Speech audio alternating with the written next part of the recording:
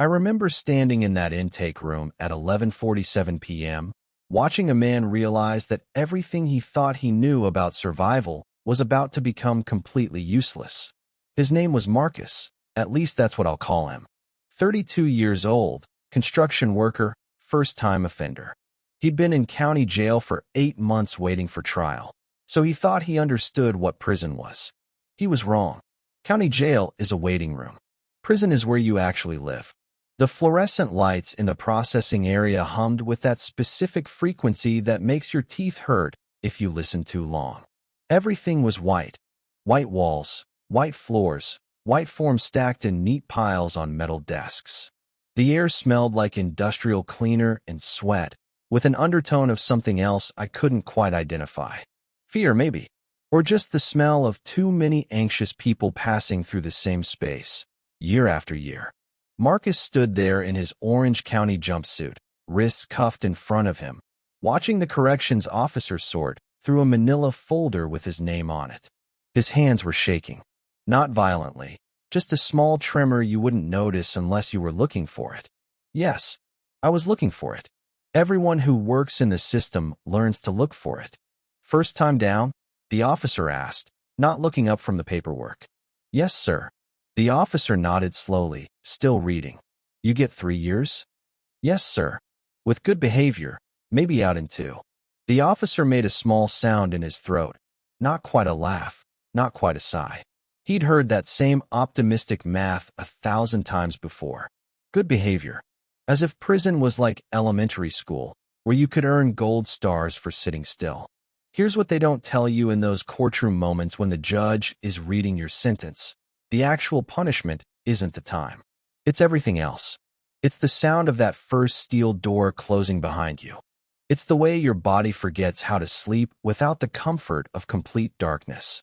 It's learning a new language where every word has 2 meanings, and choosing the wrong one can get you hurt. Marcus was processed through 6 different stations over the next 4 hours. Fingerprints, photographs, medical screening, property inventory, risk assessment, classification interview. Each station was manned by a different officer, and each officer asked variations of the same questions, writing the answers on different colored forms that would eventually end up in different file cabinets in different offices. At the medical station, a nurse with tired eyes checked his blood pressure and asked about drug use, mental health history, suicidal thoughts. Marcus answered honestly. Yes to the first question, no to the others. The nurse wrote something down and moved on. The whole interaction took 4 minutes.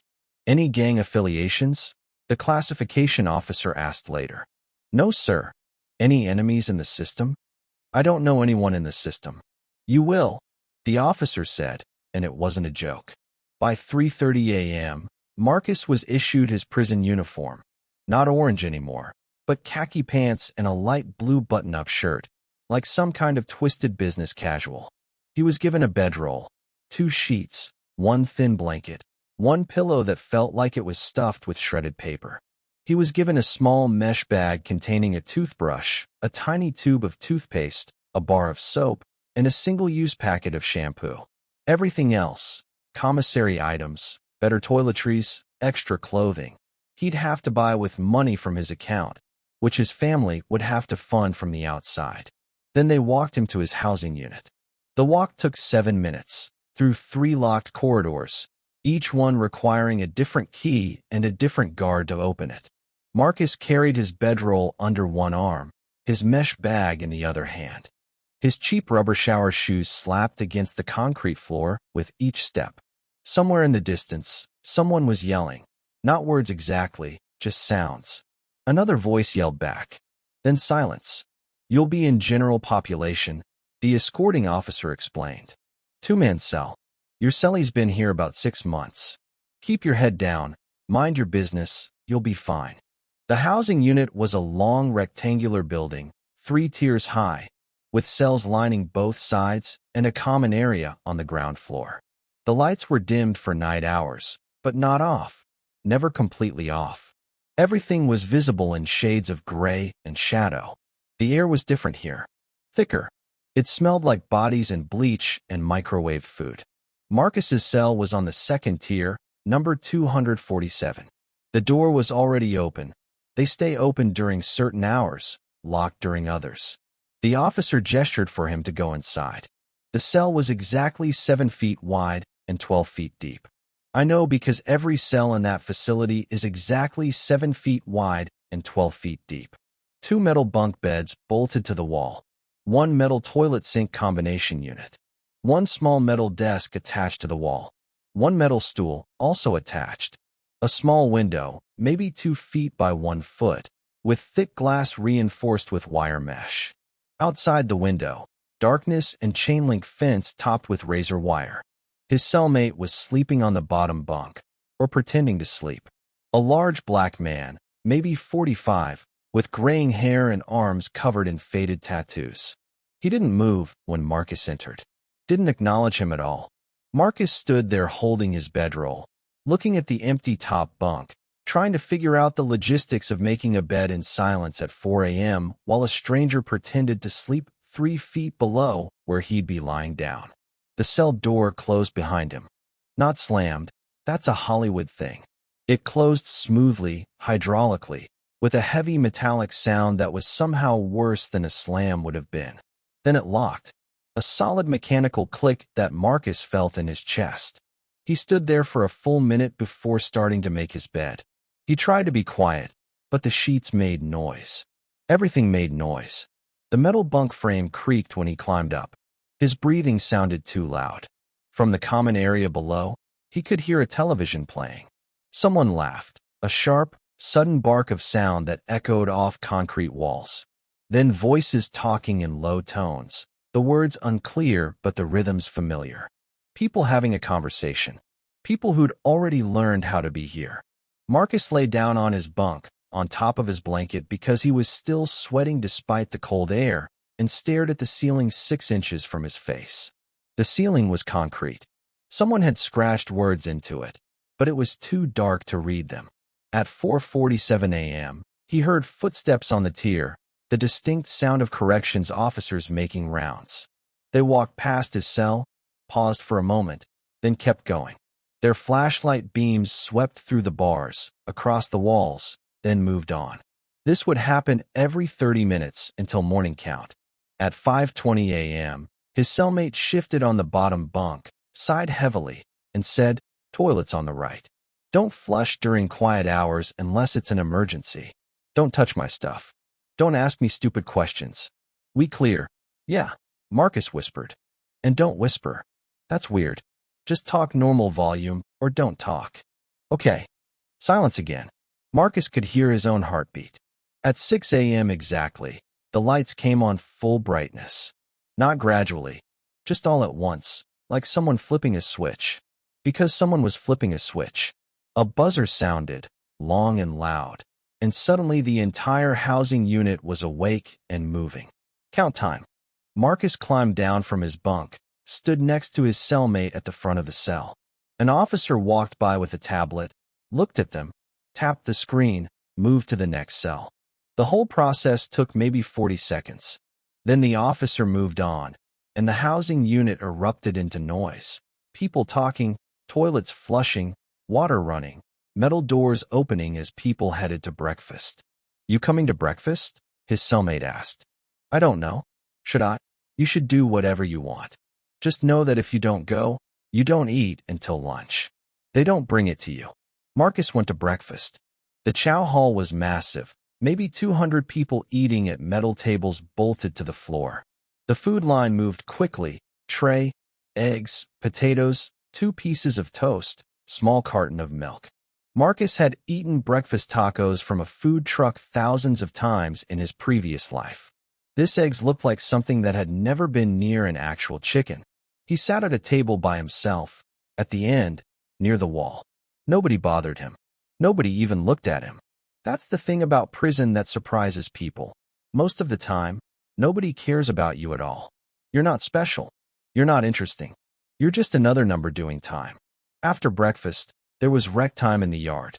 Marcus walked in circles, watching other men play basketball, lift weights made from concrete and metal pipes, sit in groups talking. Some guys jogged. Some guys just stood against the fence, staring at nothing. At 9:30 a.m., back to the housing unit. At 10 a.m., a counselor called his name over the loudspeaker, and he had to go to an office to fill out more forms. Job assignment. Educational programs. Phone privileges. Commissary setup. You'll start in the kitchen, the counselor said, not asking. 4 a.m. to 10 a.m., 6 days a week. Pays 14 cents an hour. Marcus did the math in his head. Working 6 days a week, he'd make about $9 per week. A phone call to his family cost $3 for 15 minutes. Okay, he said. By the time he got back to his cell, he'd been awake for 29 hours straight. He climbed onto his bunk, lay down, and closed his eyes.